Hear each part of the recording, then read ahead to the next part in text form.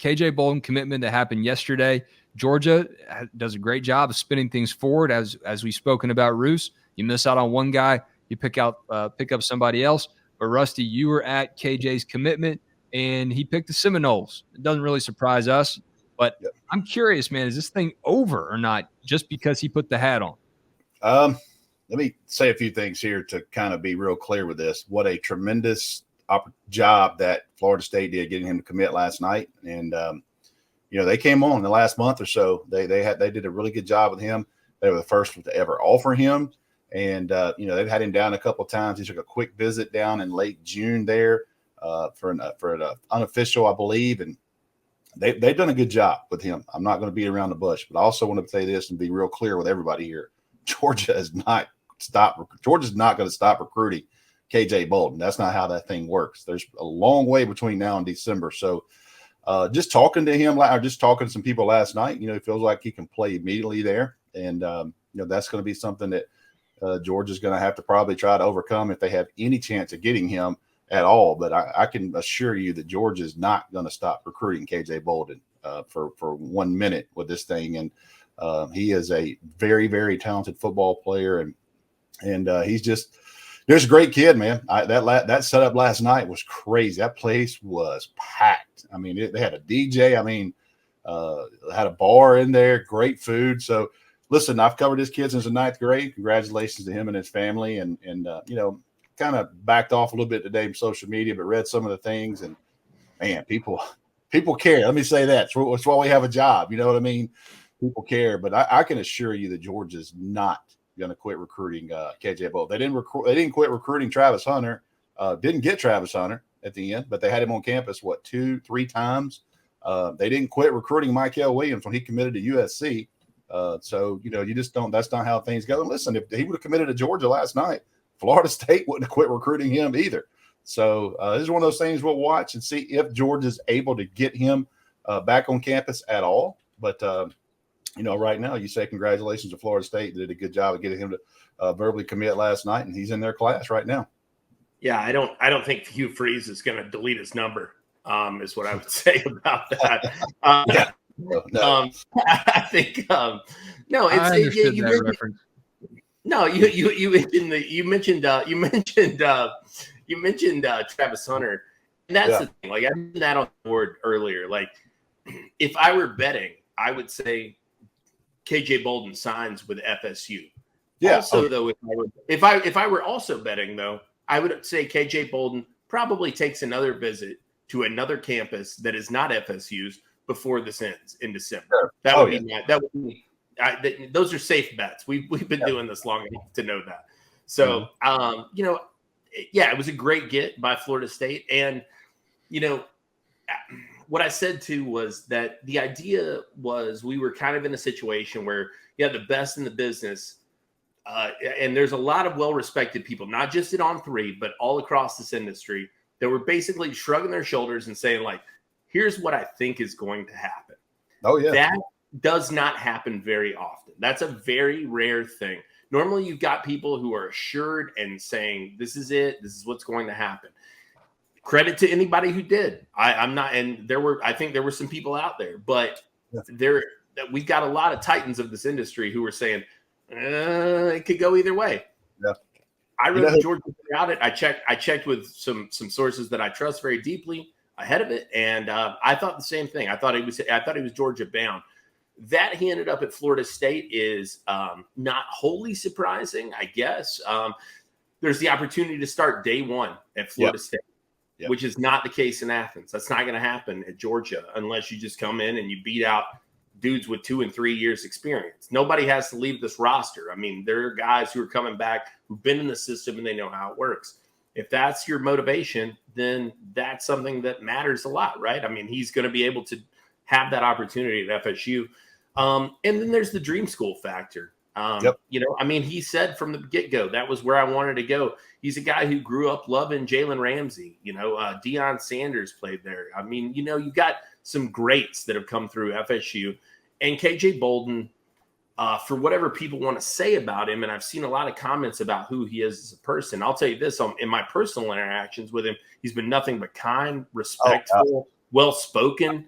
very thoughtful. I would defend KJ Bolden as a person in a very high regard. He's a guy who, what I don't think people appreciate all the time is he's a guy who's been in it a long time.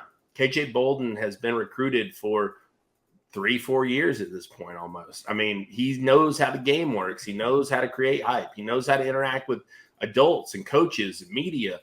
And so I give him a little bit of credit for creating some mystery around the whole thing.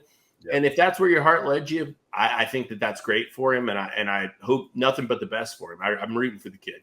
I told Chad Simmons don't call me this week. We talked like 93 times last week. Trying to discuss. Don't call me this week. I don't care what's going on. Don't call me this week. We've had enough. And we were trying to piece together information from this and that. And listen, I'll tell you, last Monday, Chad and I both agreed, and I went to practice on Tuesday at Beaufort, and I can tell you that 2 people at that practice told me, you better watch Auburn.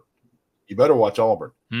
Not one person at that practice said anything about Florida State to me. And these are people that are around KJ, and these are people that I trust and I know, and they're like, you better watch Auburn.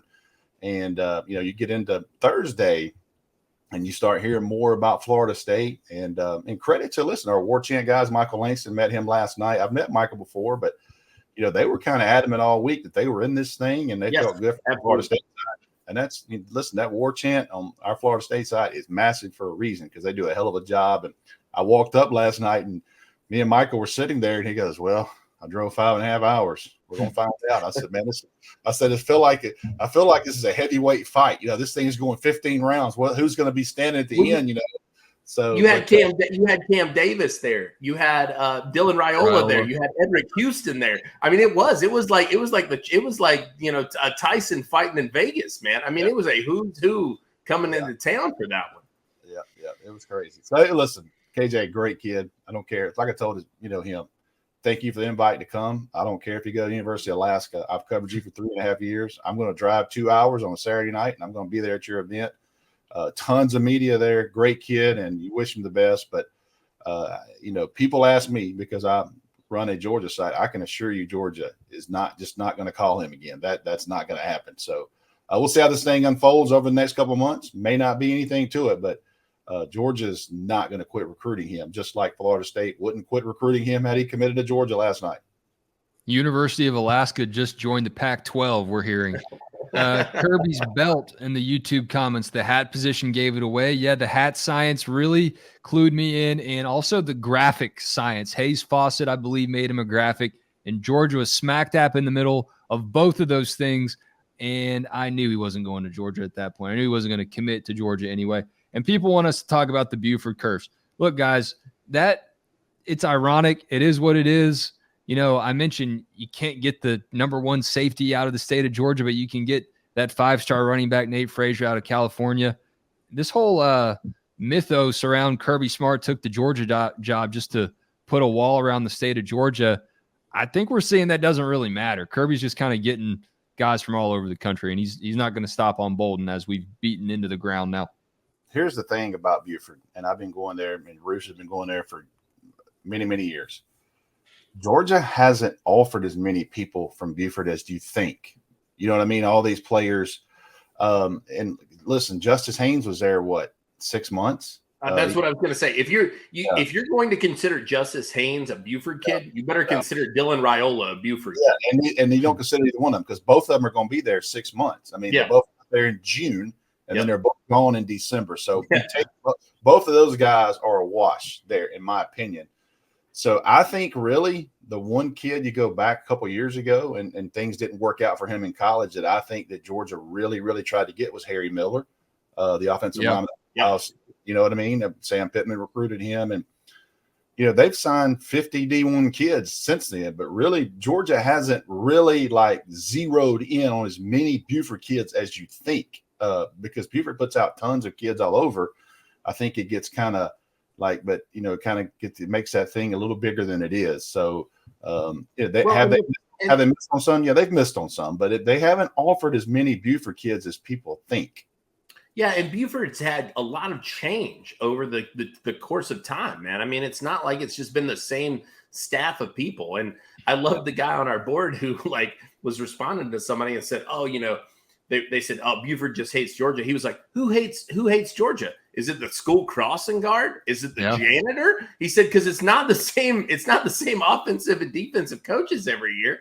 So who is it that's poisoning these kids against Georgia?" I don't believe that narrative. I don't support it. I think that Harry Miller is probably the main guy I would point to. Really, Isaac Nada was probably more of a Buford kid than anybody that you've had in a long time, and you got him, right? Yeah. Yep. Isaiah Bond may have been a guy that they should have pushed a little harder for, in my opinion. Probably, but he wasn't. They weren't, in my opinion, like all in there. Yeah, exactly. So yeah, there's not a lot of kids that you are looking back over the course of time. I mean, the last kid to sign with Georgia from Beaufort High School was Josh Cardiello. Yeah, in 2012. Yeah. Since that time, though, you go look at it too. Dylan this is not a knock to Beaufort, and I hope it's not taken that way. You go look at the NFL production as well. It's not like a lot of those guys have matriculated to the next level in that way. No. So they've sent guys to other places, but it hasn't necessarily worked out in the way that maybe they'd hoped. Now, I'll say this. In the next couple of classes, they've got some really outstanding kids, man. I mean, Jane Perlott is a great player. Osiris Gilbert is a guy that they're after. Saban loves Caleb Downs. Yeah, they love Edric Houston. Yeah, sure. That's a miss, right? I mean, I don't project they'll get Edric Houston, and if they don't, that's a miss for them. Yep. But the fact that it's at Beaufort all the time, I think that Georgia's not pushing as hard as some people suspect at all times in Beaufort. Personally, Gwinnett, the bigger story is Gwinnett County, and we could do another whole show on that. Doesn't mean it's. Here's the thing I mentioned today, like it's a transient place, man. People are moving in. Gwinnett County is one of the fastest, biggest growing places in the freaking world. Yep. Caleb Downs didn't grow up there.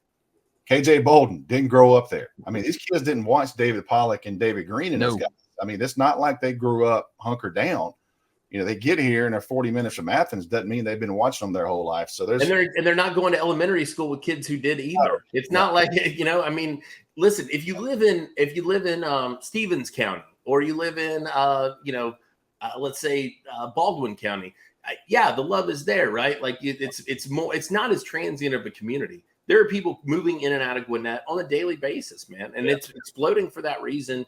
And there's a lot of people who either A, don't care about football, or B, bring their own notions about football there. It's been a long time since those Brookwood and Parkview days where, you just picked up the Gwinnett Daily Post and you felt like Gwinnett had a real high school football culture that was, just that traditional scene. It has been that recruitment checkpoint, pinpoint. Let's move here. Let's get our kids some tape against some really good players.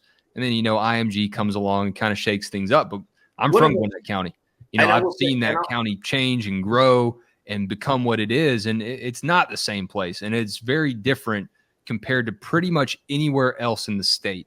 Your larger counties like Cobb County has a similar vibe.